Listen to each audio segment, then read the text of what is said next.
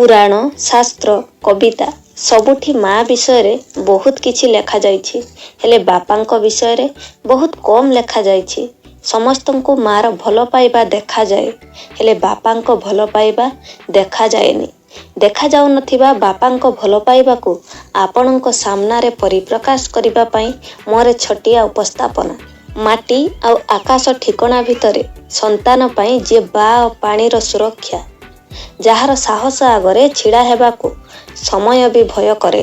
निज संतानक उपरे आसुथिबा सबु विपद आगरे जे पहाड़ परी छिड़ा होइथांती।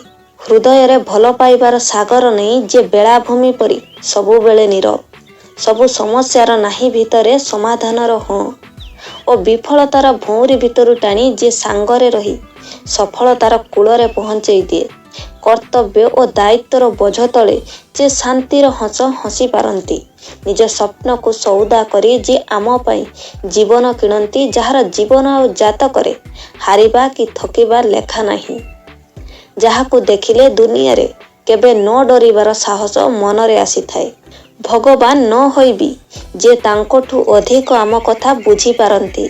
सबु अली अझटकू सही जे प्रथमे आम खुशी चाहती, निजर दुख को लुचेई निज संतानर सबु इच्छा को पूरण करिथांती।